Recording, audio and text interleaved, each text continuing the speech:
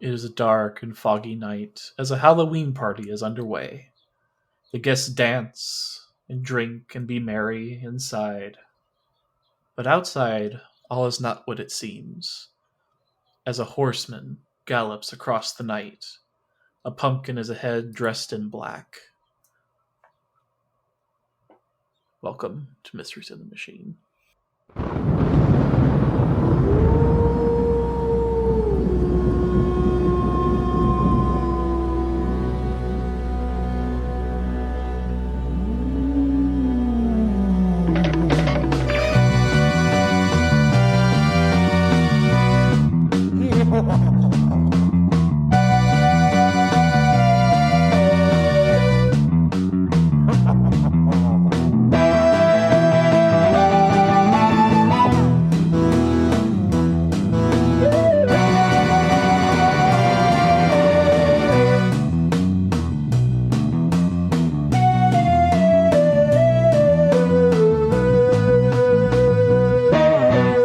Hey yo, meddling kids! I'm Charlie, And I'm Ethan. and oh my goodness, the back of the mystery machine is opening up. Oh my god, is that a pumpkin head?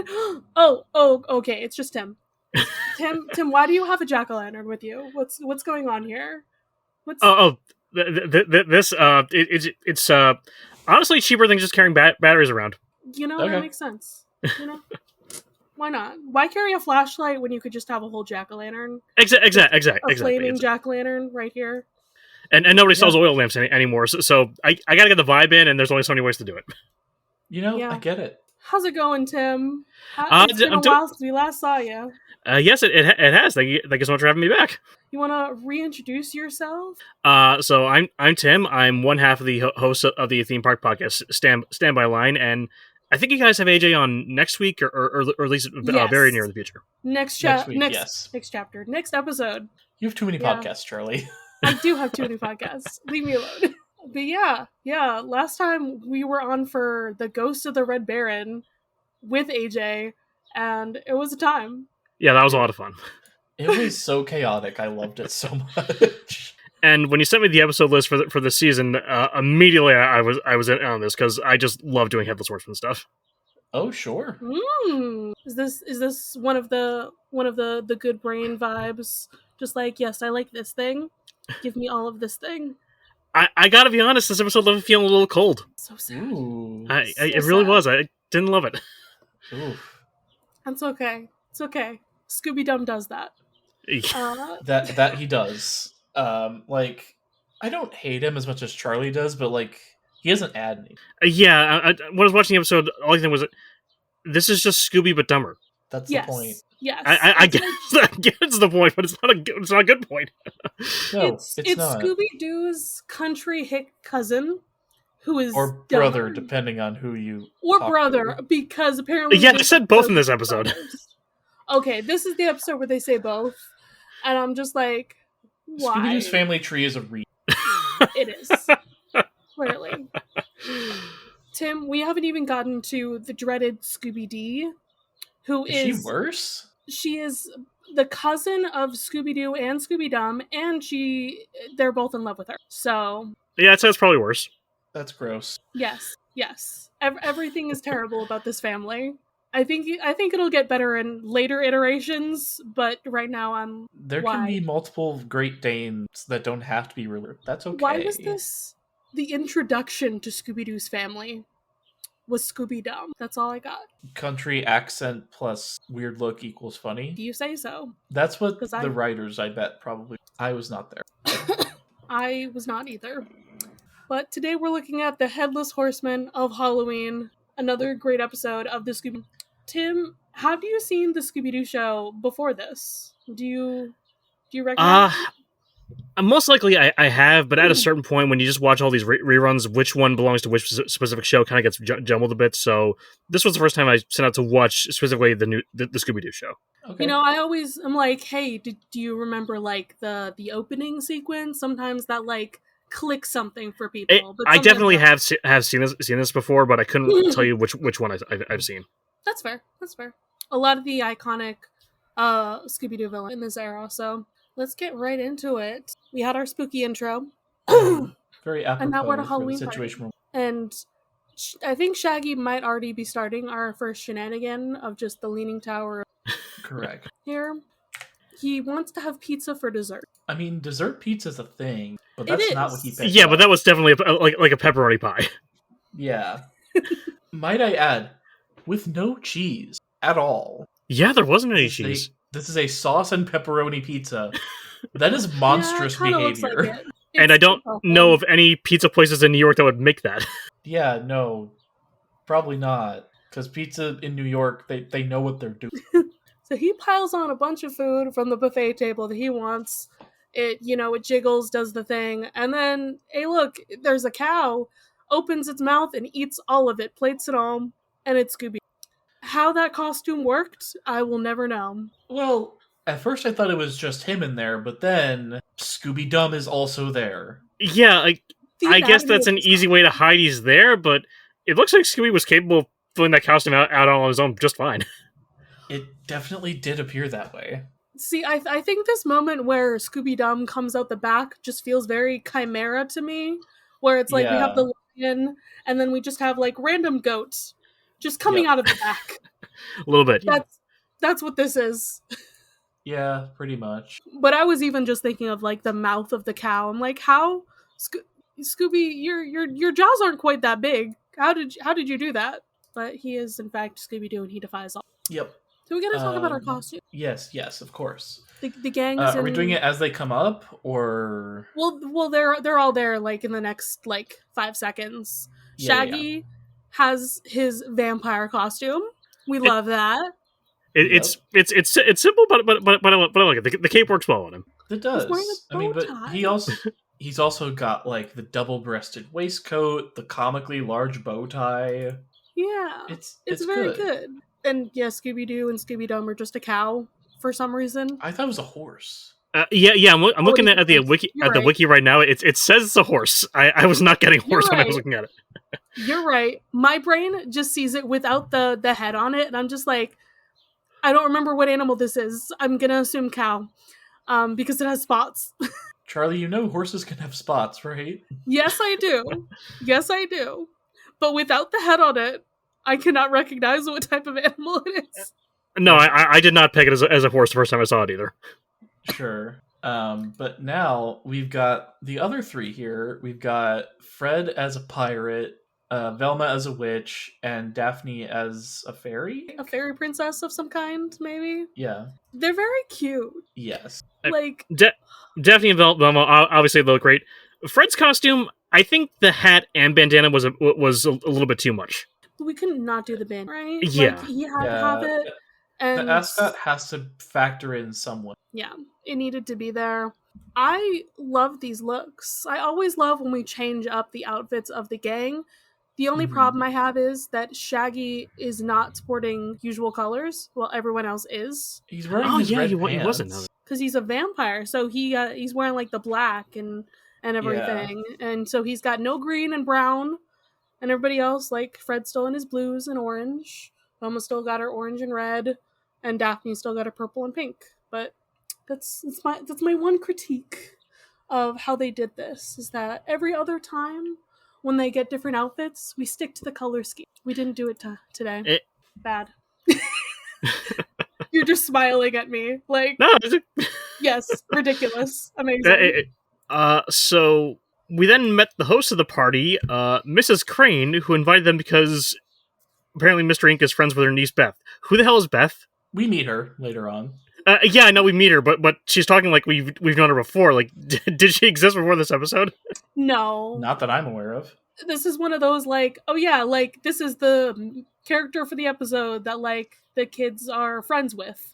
So that's why we gotta have her by name. That's like...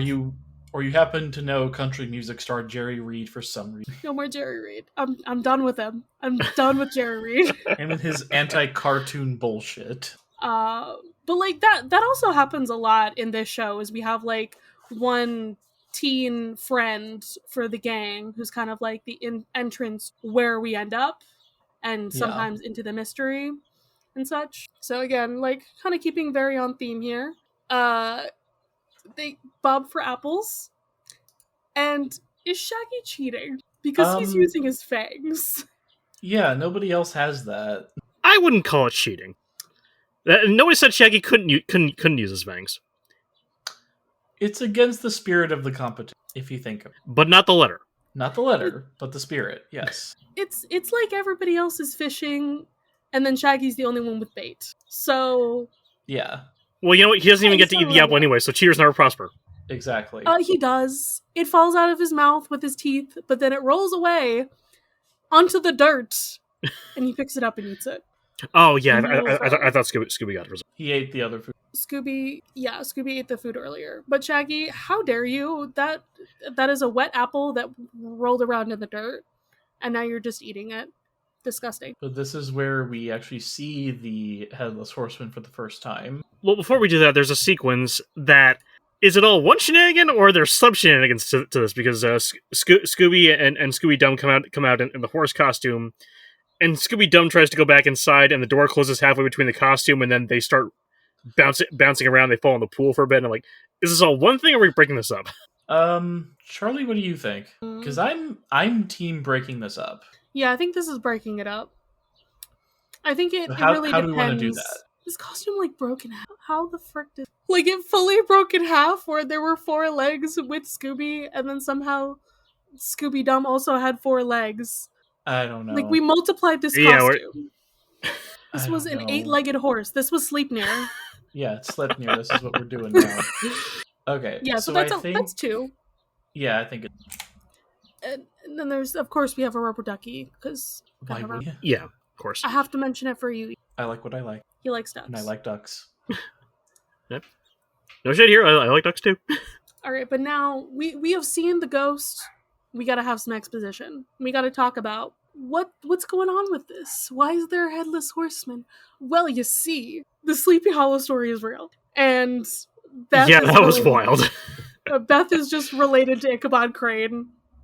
Her great-great-grandfather. Somehow. Yeah. And they imply that the events of Washington Irving's story are basically spot on, but that story ended with Ichabod Crane getting chased out of Sleepy Hollow and never coming back. So he would have had to have kids before the story ended. I feel like they should have said great-great-uncle or something that would have made it a bit easier to digest. Yeah, because grandfather implies a direct. Unless he already had kids before.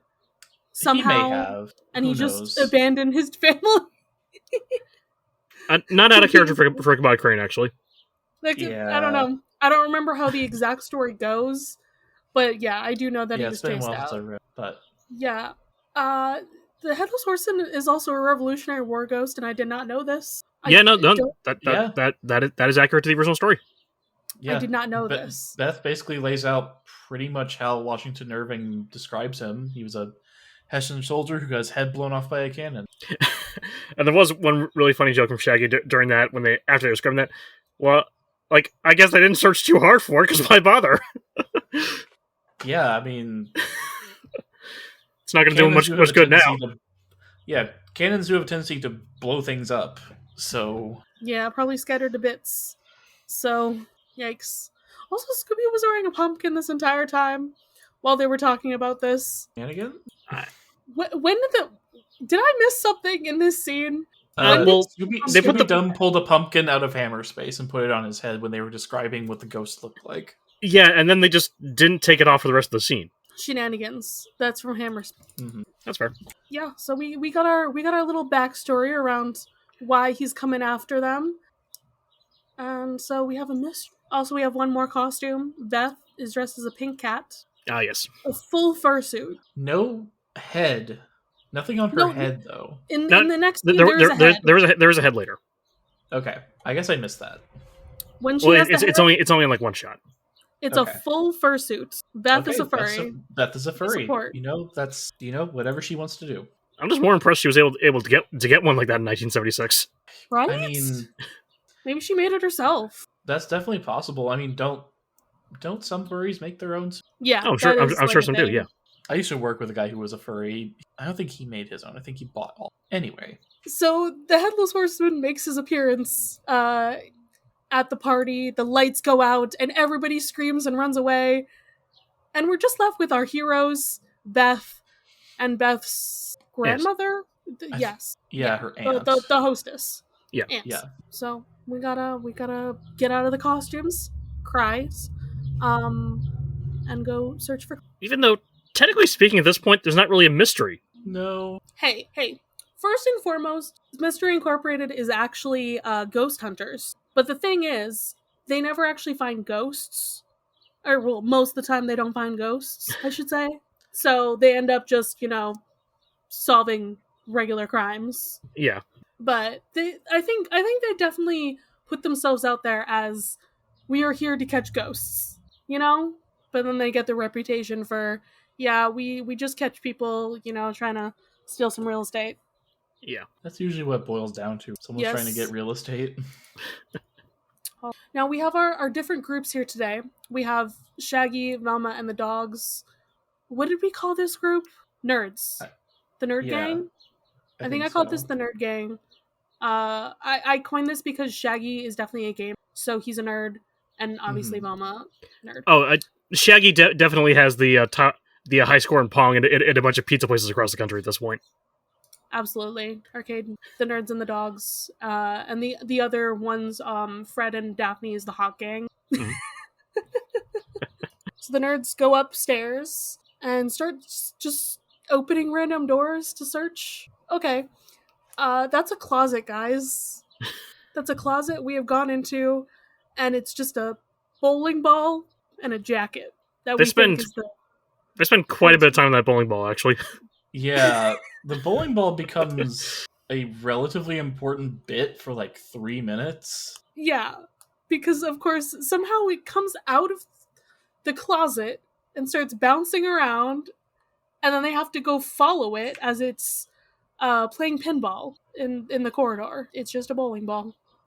And the shenanigan is when Scooby-Dum attempts to throw the ball and throws his entire body across the room. That was kind of funny. Yeah.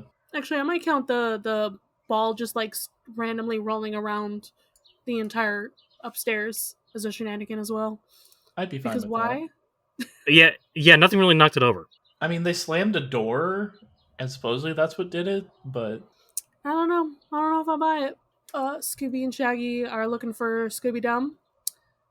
And, oh look, it's a mirror. Oh look, Scooby's doing the thing where he thinks that something in the mirror is not what it actually is. He thinks himself is dumb. He thinks he's Scooby-Dum. Well, that doesn't even count as a shenanigan.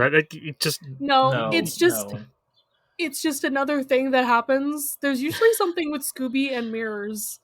Like, that's just one of the tropes of Scooby-Doo. Yeah, absolutely. But this is just, he just thinks it's a different person. Yep.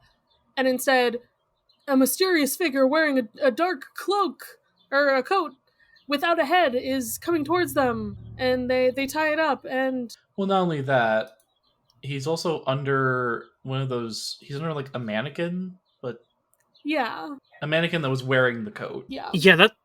That's kind of reason why I'm not so big on this episode. Is like this whole sequence really just kind of drags the episode down, where nothing was really happening and it doesn't really contribute to the story. Yeah, not my favorite. No. But it does get a shenanigan for the words, the ironing board, and just the iron like tying him up. Yep.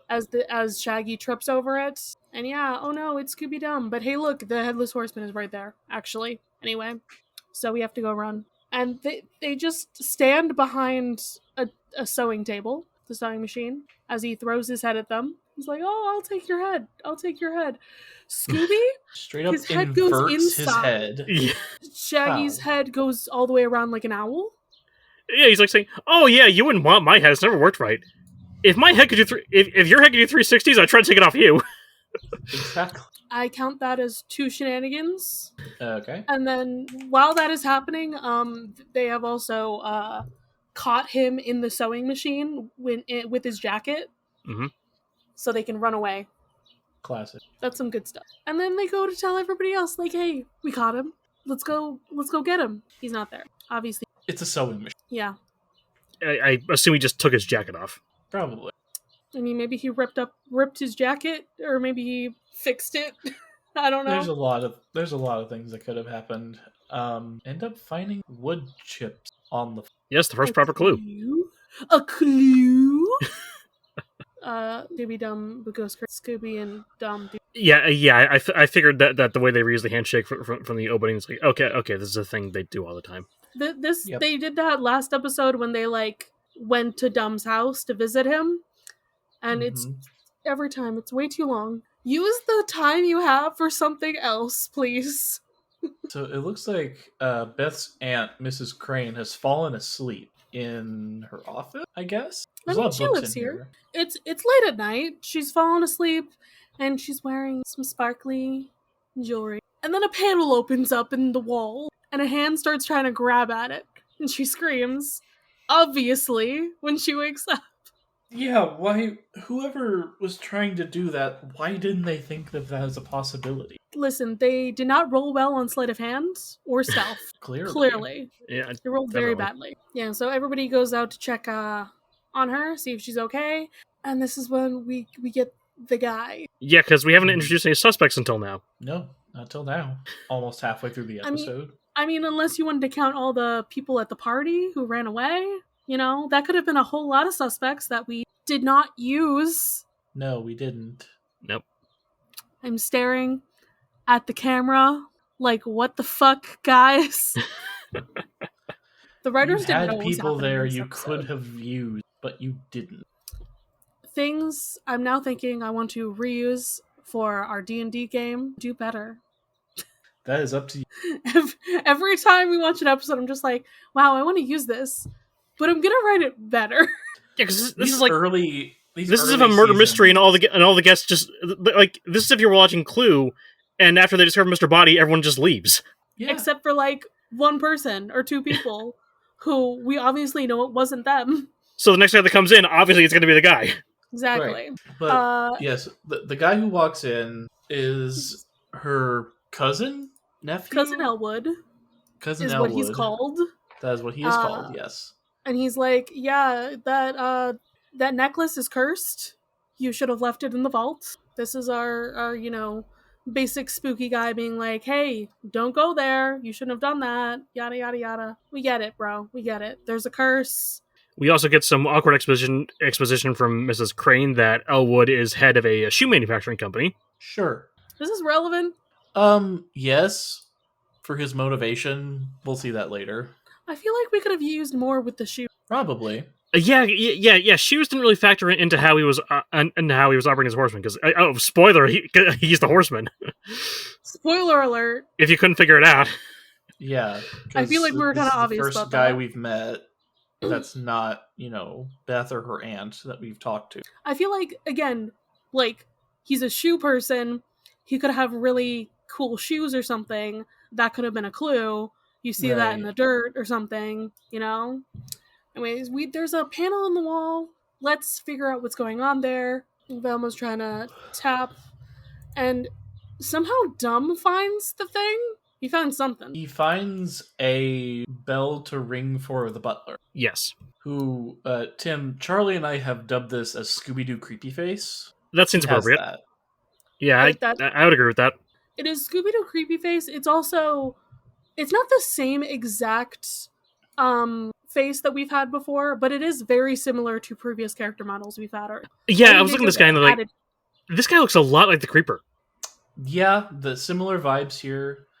I think they just added hair to one of the old very butler. Gaunt. Yeah, very gaunt, like big receding hairline, things that are. And so they're questioning him. They're like, "Hey, was it you who was grabbing through the wall? You've got pasty white hands."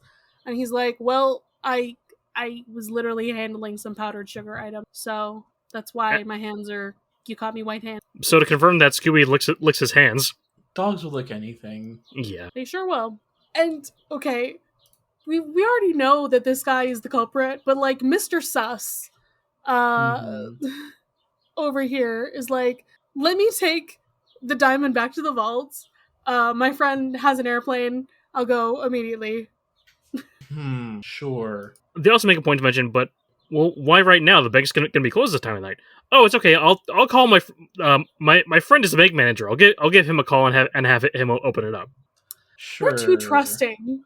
Too trusting. This is like the thing that these people need to remember is that it's usually a family member who's going to do you in.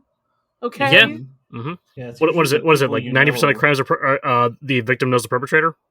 Pretty Yeah, much. exactly. So he drives off with the necklace, and then about 30 seconds later, the horseman is back, but he's got Elwood's head. And you know what? That kind of is one very obvious and like hilarious way to be like, oh yeah, it couldn't be Elwood because Elwood is now the horseman. Ha ha ha ha. It's obvious. Of Unless you course. have a mask. I'm just trying to figure out what their goal was in having spent so much time running around unmasked. Like, I get it. I get it. You're trying to build off the idea of like, oh, Headless Horseman finally found a head. But it's okay. But if you found a head, then why is he still running around? Because his whole point was to get ahead. At this point, I would think he'd leave. Yeah.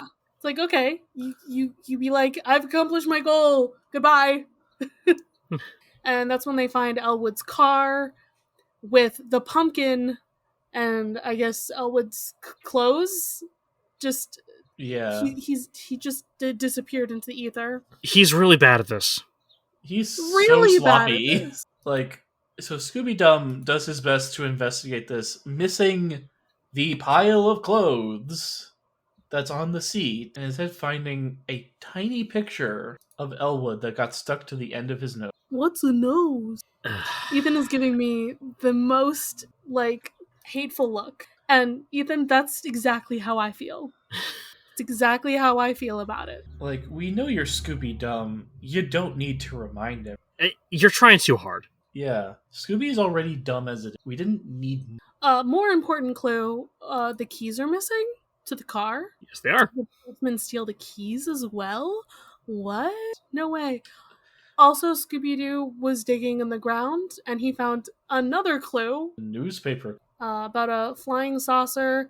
Flying saucer lands on beauticians. All right. Cool. I actually think how he used that was clever enough because everyone else was ready to dismiss it, and Shaggy was like, "No, I'm going to hold on to this. It might end up being useful later." Yeah. This is a tool to help us later. Exactly. We're going to the cemetery. Our 3 scared guys to do the fainting thing. Although Dumb is slow to respond. 2 of them do it, and then Scooby Dum just like, what the hell? I'll do it too.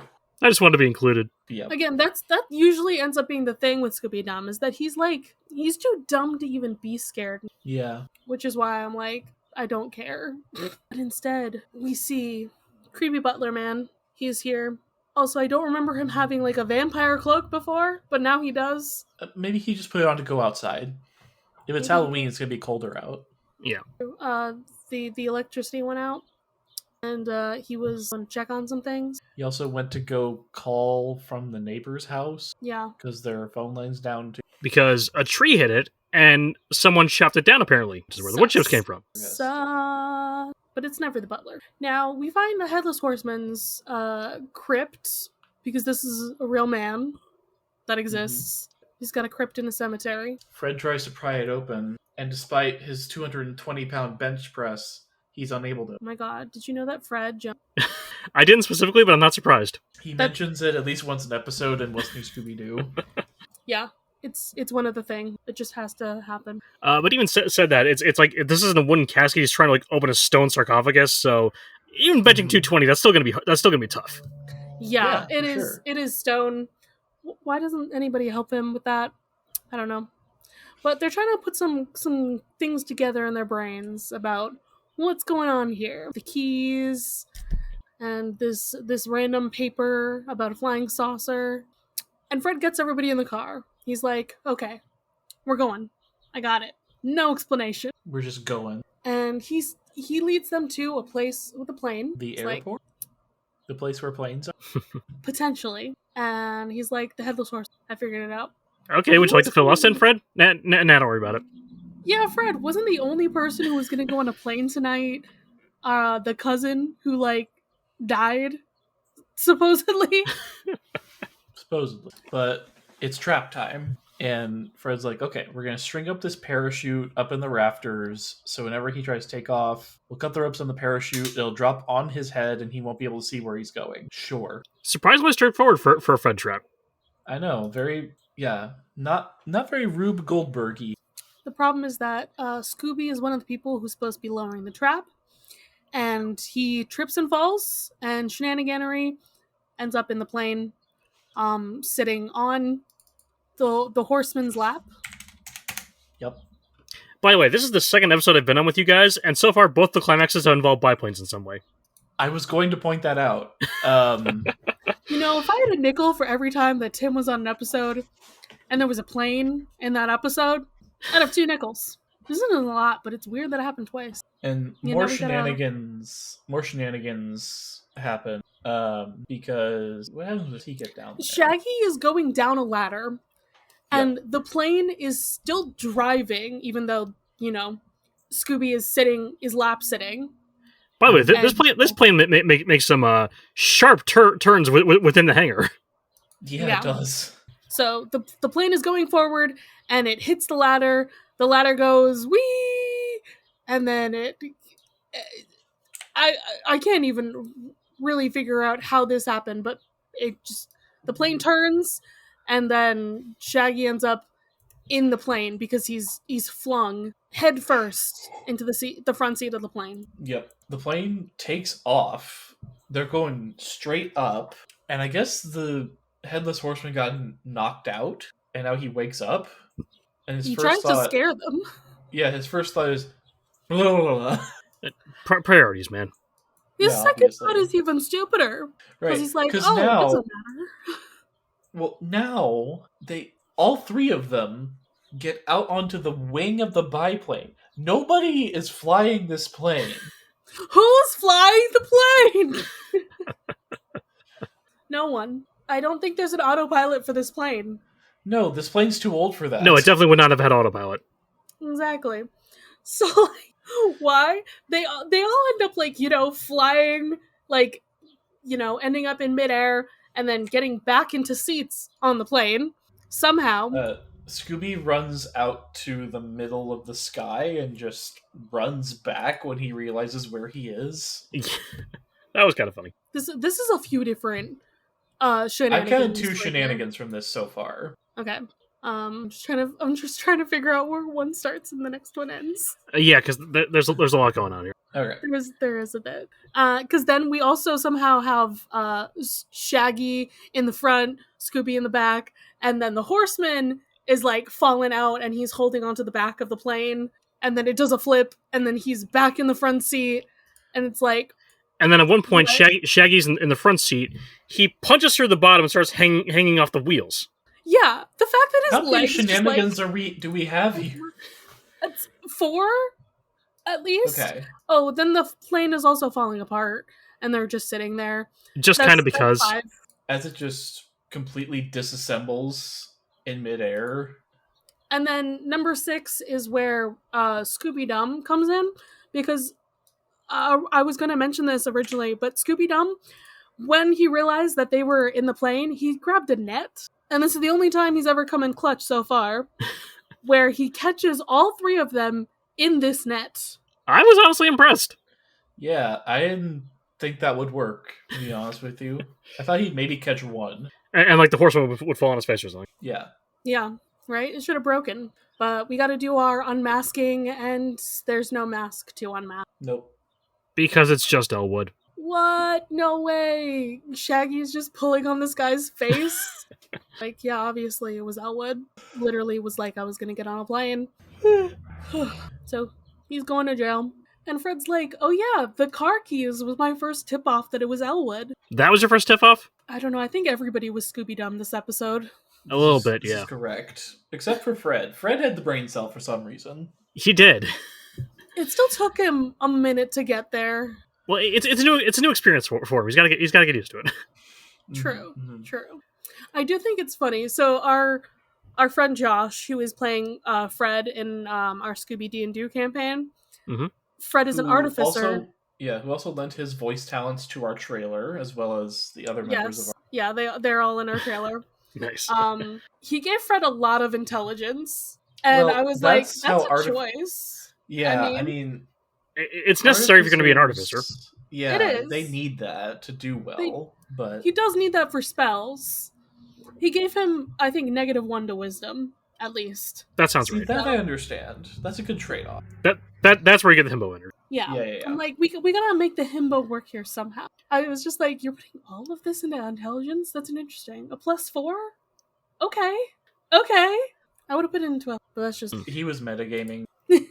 And then, oh yeah, this is how the piece of paper that Shaggy has comes into play, is that it mentions the company that Elwood works for. Bankrupt. Yeah.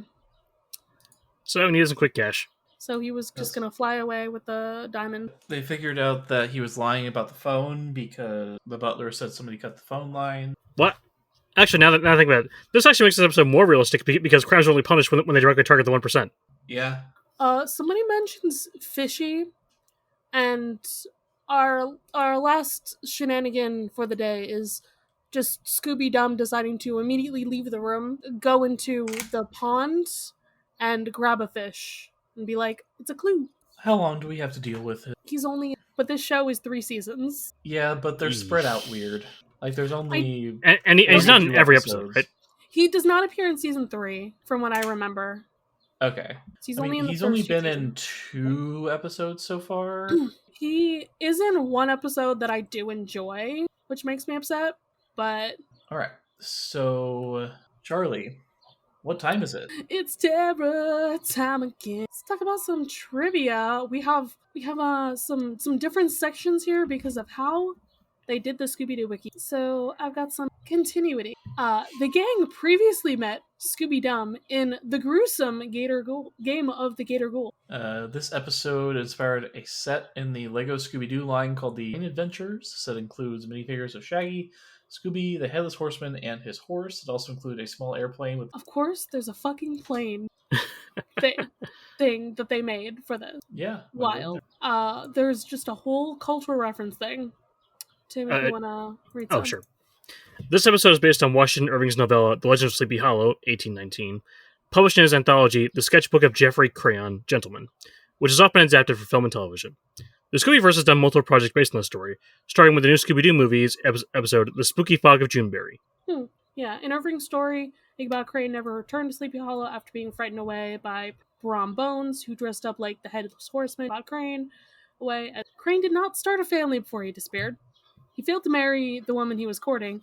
In the context of the episode, Crane must have started a family in Sleepy Hollow because he had descendants who still lived. In this episode, the Headless Horseman was a jack-o'-lantern for a head. In Irving's story, Brom Bones used a regular pumpkin head that he later threw at Crane across the bridge. In Disney's popular 1949 short film adaptation, Dramatic, the regular pumpkin jack-o'-lantern, and most subsequent depictions of the horse. Tarloff resembles Lurch, the butler for the Addams family, especially in the way he says, "You rang." His name suggests 1930s to 40s horror actor Boris Karloff. Yeah, it really does. Yeah. Also, just kind of his build, he did look like Boris Karloff as... He did a little bit, yeah. The Mystery Machine all have different Halloween costumes. Bum was a witch, Fred's a pirate, Daphne is a fairy princess, Shaggy's a vampire, and Scooby and Scooby-Dum are apparently a horse. At the time this episode aired, Sleepy Hollow did not exist geographically. The village of Sleepy Hollow, located in Westchester County, New York, was then known as North Tarrytown. The closest airport to Sleepy Hollow, New York, is the Westchester County Airport in White Plains, which is nowhere near where Sleepy Hollow actually is. Well, modern-day viewers will be puzzled about the phone call clue, as they will likely think, but he could have used a cell phone to call the bank. The first commercially available cell phone until 1983, 5 years later. Why is this here? I don't know why this is here, because you can obviously tell that this takes place in the 70s. Yeah, like... My god. We see people using corded phones. Yeah, I don't think anybody would have brought that up. Not unless it's like an actual child watching this. Sure, yeah. Yeah, I guess. The conventional unmasking scene is inverted as the culprit uses his own face as the mask, hiding him. The version of this episode released on the Blu-ray of Lego Scooby-Doo Haunted Hollywood Blu-ray is in 720p high definition. But I got a remaster. How many shenanigans did we end on for this episode? Charlie, we have a new second place for shenanigans. Ooh. A shenanigan count of 20. There we go. Not bad, not bad. Our top is 23 for the Fiesta host is an Aztec ghost. That's the number to beat. That is the number to beat. We're going to get a lot less shenanigans than we had last season, just based off of the amount. Yeah, the episodes are shorter, minutes. so it's going to happen. Yeah. Space off the. So, my friends, what do you want to rank this episode out of 5 Scooby Stacks? I'll be. Tim, be as harsh as you want. The nicest I can be is 2.75. Okay. Charlie? 2.5. Okay. I was going to go with 3, so... Well, that makes your math easier. A little bit. Tim, you said 2.75, right? Yeah. Ethan, I think that's just a 2.75. I was like, you don't have to do that on the calculator. And whose side are we on for the episode? Do we side with this man whose company has gone bankrupt and is stealing a jewel from his family? You know what? I might be on his side if he wasn't so bad at being a thief. Yeah. I also don't really like his motivation. But I guess I'll say I'm on Beth's side because she just wanted to have a fun party with her friends at her aunt's house. I was going to say I'm on the side of Beth the furry. I'm actually going to say I'm on Tarloff's side because he seemed to be doing a pretty good job handing out cake to all the customers, and he only really got annoyed when Scooby Dumb was interfering with his job. You know, true. He's that's a just doing perfectly his reasonable job thing. today. Yeah. Just got a creepy face, and he's doing his job to the best of his abilities. Yeah. So. Yeah. All right, Tim, you want to remind the people where they can find you on the internet? Yeah, you can find me on Standby Line, which you can find on Apple Podcasts, Spotify, basically wherever you get it. We're no longer on Twitter. Finally kicked off that's Rest Nest. But you can find us on Instagram though, at Standby Line Podcast. There you go. All right, but now we're gonna go split up and look for clues for our next mystery. Bye. Bye. See ya.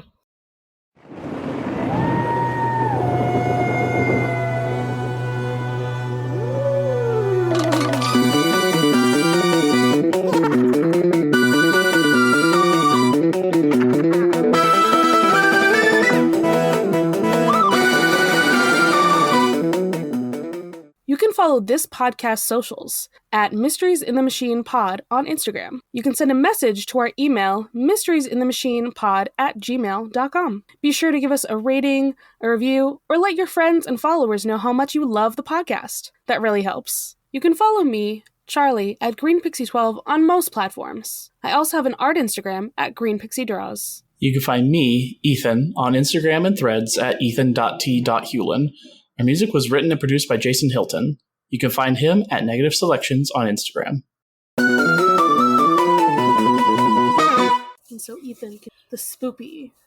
Yes. I mean, like, this is such an on-the-nose, like, spooky time episode, so it's probably going to come out in, like, August or so. But, though, if you ask certain people, spooky season starts July 5th. I would be one of those.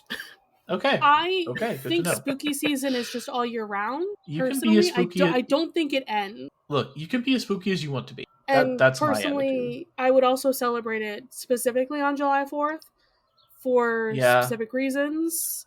That's valid. The death of freedom. I didn't say anything. I don't know what you're talking about.